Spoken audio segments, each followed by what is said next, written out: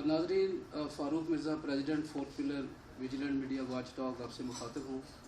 आज हम fourth pillar की टीम जिसमें मज़हर इकबाल साहब, सैफुल्लाह सैफ साहब और अब्दुल खालिक बुटर साहब और इसके अलावा हमारी टीम में कैमरामैन हैं। आज हम फवाद चौधरी साहब के दफ्तर में मौजूद हैं। फवाद चौधरी साहब एक फोकल पॉइंट हैं गुज़श्ता 2-3 हफ्ते से, और इंटरनेशनली उनका जो स्टैंस है उसको डिस्कस किया जा रहा है सोशल मीडिया पे और प्रिंट और इलेक्ट्रॉनिक मीडिया पे। वो एक ऐसी एक वॉइस हैं। उस जब उन्होंने ये पीटीआई में रिफ्ट की बात की तो वो पूरी दुनिया ने उसका नोटिस लिया। और अब हम फवाद चौधरी साहब से 1-2 क्वेश्चन करते हैं। एक तो जो ministry of science of technology का इनिशिएटिव है कोरोना वायरस के हवाले से, जो पाकिस्तान के अंदर जो मेडिकल इक्विपमेंट है उसकी मैन्युफैक्चरिंग का एक सिलसिला शुरू हो गया है। ये एक ऐसा कमाल का फ़ैसला है और इनिशिएटिव है जिससे पाकिस्तान की जो एक्सपोर्ट्स हैं वो बढ़ेंगी। और अभी हम उनसे पूछते हैं। फवाद चौधरी साहब, थैंक यू वेरी मच, आपने टाइम निकाला। सर, आप ये बताएं कि ये जो इलेक्ट्रोमैग्नेटिक मैन्युफैक्चरिंग का जो आपका जो कॉन्सेप्ट है, तो आप बताएं कि किस हद तक ये प्रोजेक्ट जो है उसका क्या अपडेट्स हैं, क्या मैन्युफैक्चरिंग शुरू हो गई है, आप डायरेक्ट मैन्युफैक्चरिंग कर रहे हैं या आपके जो दीगर जो पार्टनर्स हैं वो इसमें इन्वॉल्व हैं? बिस्मिल्लाहिर्रहमानिर्रहीम। देखिए, सबसे पहले तो मैं आपको ये बताऊं कि पाकिस्तान इस वक्त $2.1 बिलियन की जो मेडिकल इक्विपमेंट है वो हर साल इंपोर्ट करता है, और $1 बिलियन के फिर हमारे सर्विस एग्रीमेंट होते हैं कि वो जो इक्विपमेंट हम मंगाते हैं उसको चलाने के लिए यहाँ पे क्या किया जाए। अब ये जो इस वक्त सिचुएशन थी कि जब 26 तारीख को पाकिस्तान में पहले केसेस कोविड के आए, हम पाकिस्तान में अपना कुछ भी नहीं बना रहे थे। ये मास्क आप हम पहने हुए हैं, हमने डॉक्टर्स के गाउन हैं, N95 मास्क हैं, सारी चीज़ें हम जो है ये इंपोर्ट कर रहे थे। ये प्रोजेक्ट हमने मार्च फर्स्ट वीक में जो है वो हमने इसको शुरू किया। उसके बाद पाकिस्तान इंजीनियरिंग काउंसिल को हमने ये सौंपा कि वो इसको पाए तकमील तक पहुंचाए। 57 डिज़ाइंस जो हैं वो हमें मौसूल हुए। उन 57 में से 4 डिज़ाइन जो है वो हमने फाइनलाइज किए, और उसके साथ फिर इंजीनियर्स जो हैं उनके ग्रुप्स बने, उन्होंने उनके अंदर जो खामियां थी वो दूर की, और अब हम अल्हम्दुलिल्लाह 4 डिज़ाइन हमारे वेंटिलेटर्स जो हैं उनके अप्रूव हुए। इससे पहले हम जो तमाम डिसइंफेक्टेंट्स हैं, सैनिटाइज़र्स हैं, ये पाकिस्तान जो है ये इंपोर्ट कर रहा था, अब हम ये सारे एक्सपोर्ट कर रहे हैं। और इस वक्त पीपीज़ की, सैनिटाइज़र्स की जो एक्सपोर्ट है पाकिस्तान में वो तकरीबन $100 मिलियन के करीब है। इसी तरीके से ये जो वेंटिलेटर्स हैं ये अब 4 डिज़ाइन हैं। इनमें से जो पहला बैच जो आज प्राइम मिनिस्टर साहब ने NDMA के हवाले किया है, ये NRTC ने बनाया है, जो डिफेंस प्रोडक्शन का इदारा है। इसके बाद एक और डिज़ाइन जो है वो हैवी मैकेनिकल वालों को हमने दिया है, वो उसके ऊपर करेंगे। 2 डिज़ाइन जो हैं वो प्राइवेट शोबों में बनेंगे, और ये 4 डिज़ाइन हैं जो कि अब इंशाअल्लाह ताला पाकिस्तान में उनकी मैन्युफैक्चरिंग जो है वो शुरू हो गई है। और ये चारों डिज़ाइन अब ना सिर्फ पाकिस्तान की ज़रूरत पूरी होगी बल्कि इंशाअल्लाह लेटर ऑन हम इसको एक्सपोर्ट भी कर सकते हैं। That's great news. Fawad Chaudhry साहब, ये बताएं कि ये जो मदीना की रियासत का जो कॉन्सेप्ट है, ये इमरान खान साहब का ये अपना कॉन्सेप्ट है ये या एक पीटीआई का एक कलेक्टिव एक विज़न है? काइंडली आप थोड़ा सा एक्सप्लेन करेंगे?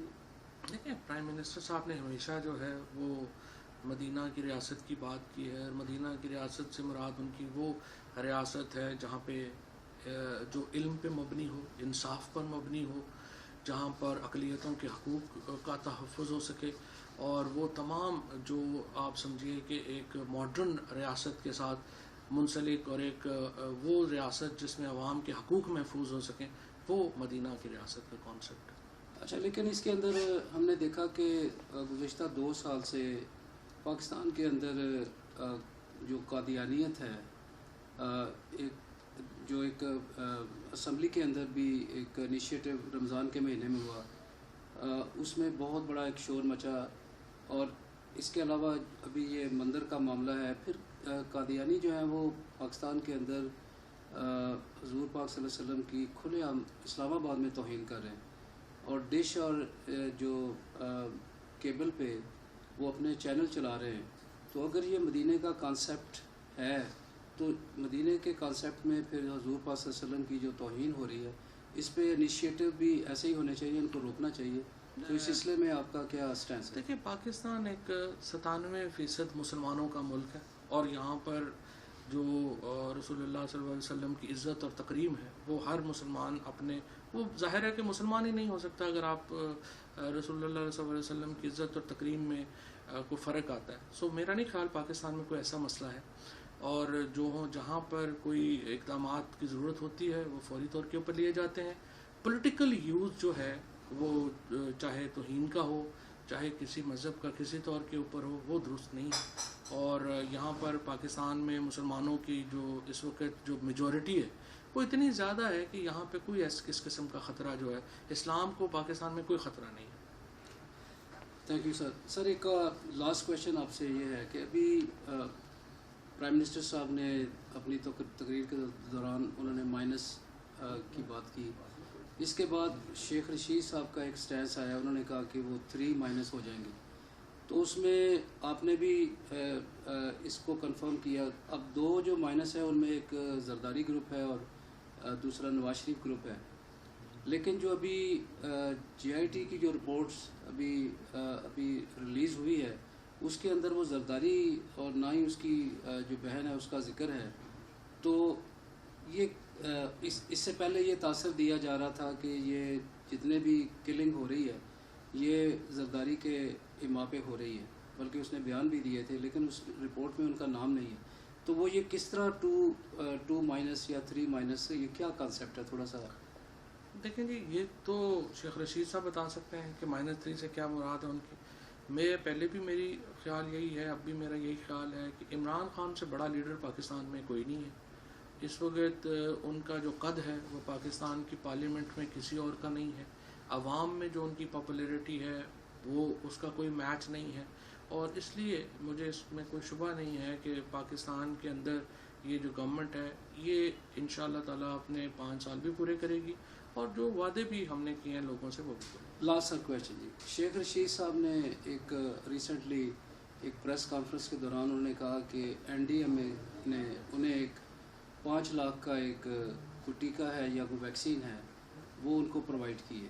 یہ ایک بڑی اچھی بات ہے کہ ان کی صحت ٹھیک ہو گئی, وہ آگے. تو آپ یہ بتائیں کہ کیا کوئی ویکسین کا پاکستان نے کوئی ڈسکوری کی ہے, کوئی ایسی ٹریٹمنٹ آ گئی ہے, یا وہ ویسے ہی انہوں نے ایک, میرا خیال ہے وہ جو سمپٹمس کی بات ہے جیسے ریمڈیسیوائر ہے یا اور اس طرح کی بات کر رہے ہوں گے, کووڈ کا کوئی علاج ابھی تک دنیا میں نہیں ہے. اور اس طرح سے پاکستان میں یہ نہیں ہو سکتا کہ ہم باقی دنیا سے علیحدہ ہو کے کوئی چیز ایجاد کر لیں گے. دنیا میں سائنس اینڈ ٹیکنالوجی بڑی انٹیگریٹڈ فیلڈ ہے, اور یہاں پر 66 اس وقت دنیا کے بڑے سائنس کے گروپس ہیں جو آپس میں تعاون کر رہے ہیں اور جو آپس میں ایک مل کر کے ایک نئی ویکسین بنانے کی کوشش کر رہے ہیں.